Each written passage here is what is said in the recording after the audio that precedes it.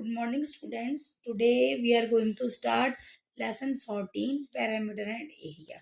आज हम बेटा पैरामीटर एंड एरिया की एक्सरसाइज 14 का क्वेश्चन नंबर 6 तक हम ऑलरेडी डन कर चुके हैं। आज हम क्वेश्चन नंबर 7 से कंटिन्यू करेंगे। ठीक है बेटा। क्वेश्चन नंबर 7 है, a square field needs 260 meters long barbed wire. वो कह रहा है कि एक स्क्वायर फील्ड, एक जो फील्ड है वो स्क्वायर शेप का है। ठीक है।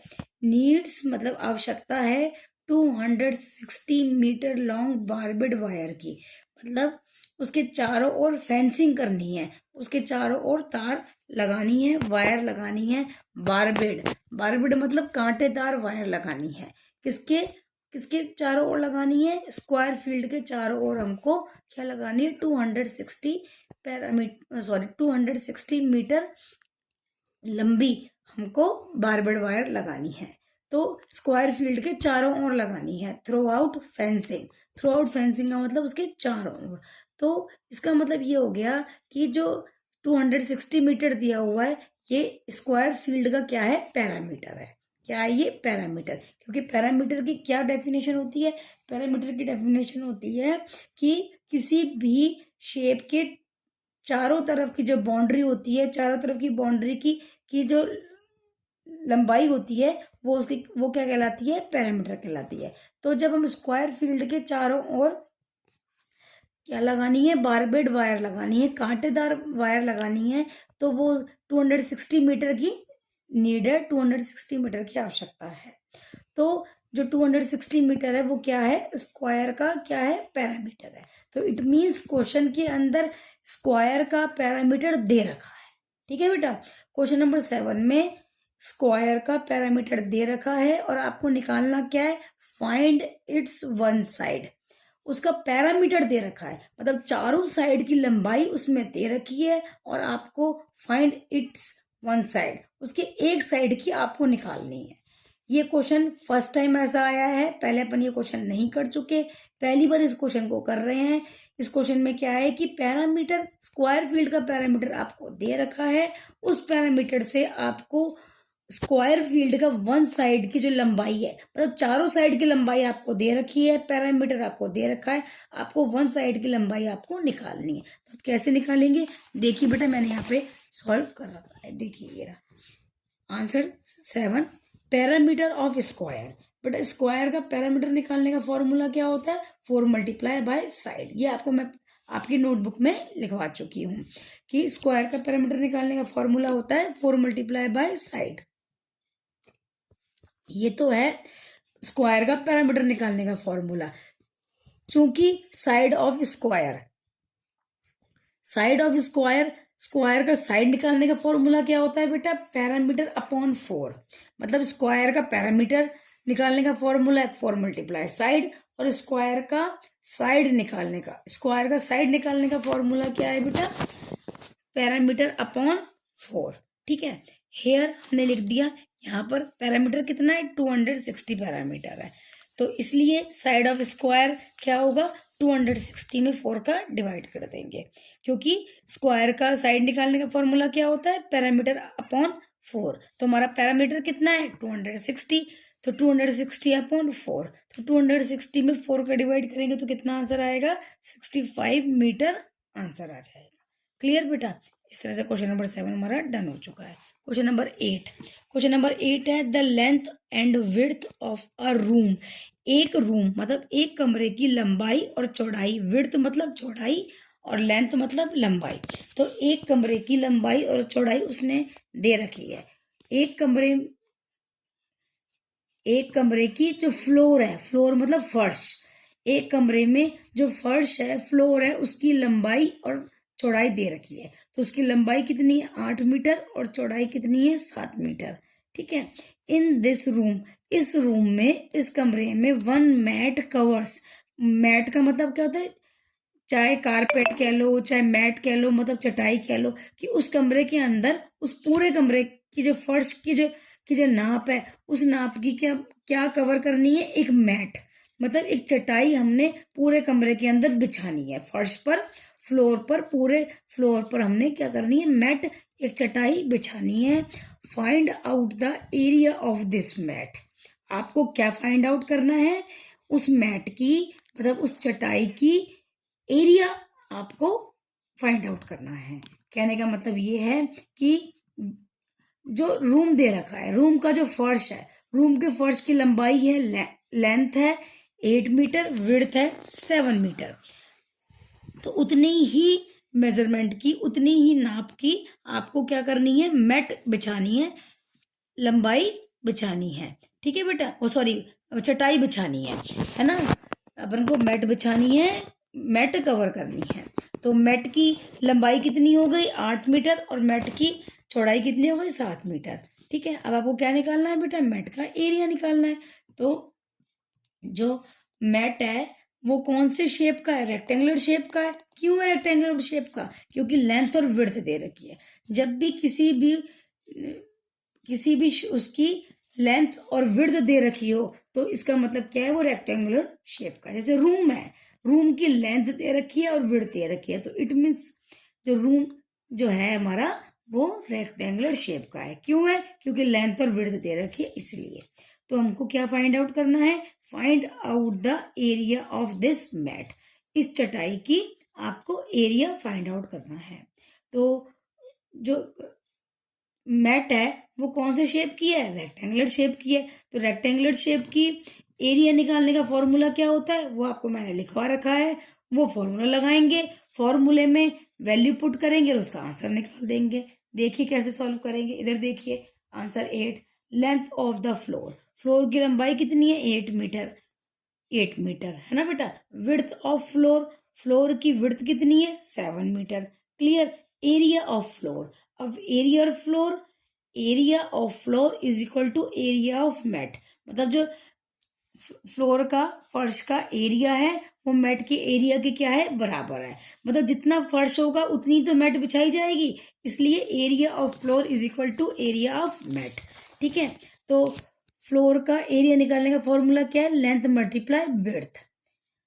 अब लेंथ कितनी है 8 और विड्थ कितनी है 7। 8 को 7 से मल्टीप्लाई करेंगे तो कितना आ गया, 56 स्क्वायर मीटर। 56, 8 को 7 से मल्टीप्लाई करेंगे तो 56, और स्क्वायर क्यों आया, क्योंकि जब भी हम किसी भी चीज का एरिया निकालते हैं तो उसका आंसर हमेशा स्क्वायर में आता है, और मीटर तो उसने दे ही रखा है इसलिए हमने मीटर लगा दिया। ठीक है बेटा, तो 56 स्क्वायर मीटर ये इसका आंसर हो गया। लास्ट में हमने ये लाइन लिख दी, therefore area of mat. इस तरह से मैट का एरिया निकालने का फॉर्मूला क्या है, सॉरी, इस तरह से एरिया ऑफ मैट, इस तरह से मैट का एरिया कितना निकल के आया है, 56 स्क्वायर मीटर निकल के आया है। मतलब 56 स्क्वायर मीटर है वो उस मैट का एरिया है। ठीक है बेटा, क्वेश्चन नंबर 9। अब क्वेश्चन नंबर 9 में क्या है, find out the parameter of square stool. आपको क्वेश्चन नंबर 9 में स्क्वायर स्टूल का, स्टूल मतलब जो बैठने वाला स्टूल होता है उसके लिए कहा गया है। जो स्टूल है वो स्क्वायर शेप का है, उस स्क्वायर स्टूल का आपको क्या निकालना है, पैरामीटर निकालना है। हुज साइड इज 60 सेंटीमीटर, जिसकी साइड दे रखी है 60 सेंटीमीटर। मतलब एक स्टूल है जो स्क्वायर शेप का है, उसकी साइड है 60 सेंटीमीटर दे रखी है। तो हमको स्क्वायर स्टूल का क्या निकालना है, पैरामीटर निकालना है। तो बेटा स्क्वायर का पैरामीटर निकालने का फॉर्मूला क्या होता है, 4 मल्टीप्लाई बाय साइड। तो वही हम लगा देंगे, फॉर्मूला लिखेंगे पहले, फॉर्मूले में वैल्यू पुट करेंगे और फिर उसे सॉल्व कर लेंगे। ठीक है, तो parameter of square stool, parameter of square stool का पैरामीटर निकालने का फॉर्मूला है 4 मल्टीप्लाई बाय साइड। तो 4 मल्टीप्लाई साइड कितनी दे रखी है, 60 सेंटीमीटर। तो 60 सेंटीमीटर मैंने भी 60 सेंटीमीटर लिख दिया। साइड कितनी है 60 सेंटीमीटर, तो मैंने भी 60 सेंटीमीटर लिख दिया। 60 सेंटीमीटर को 4 से मल्टीप्लाई करेंगे तो 240 सेंटीमीटर आंसर आ जाएगा। ठीक है, तो स्क्वायर स्टूल का एरिया कितना हो गया बेटा, सॉरी पैरामीटर कितना हो गया बेटा, स्क्वायर स्टूल का पैरामीटर कितना हो गया, 240 सेंटीमीटर हो गया। नीचे हमने ये लाइन लिख दी कि देयरफॉर पैरामीटर ऑफ स्टूल, इस तरह से स्टूल का पैरामीटर कितना हो गया 240 सेंटीमीटर, इसका आंसर आ गया। क्लियर। अब चलिए क्वेश्चन नंबर 10। क्वेश्चन नंबर 10 को बेटा ध्यान से समझेंगे, ये थोड़ा सा टिपिकल क्वेश्चन है, इसको ध्यान से समझेंगे। अगर आप समझोगे तो आपके लिए बहुत इजी बन जाएगा ये, ठीक है बेटा। To take 2 round of a square field, they had to walk 40 meter, find the side of the square field.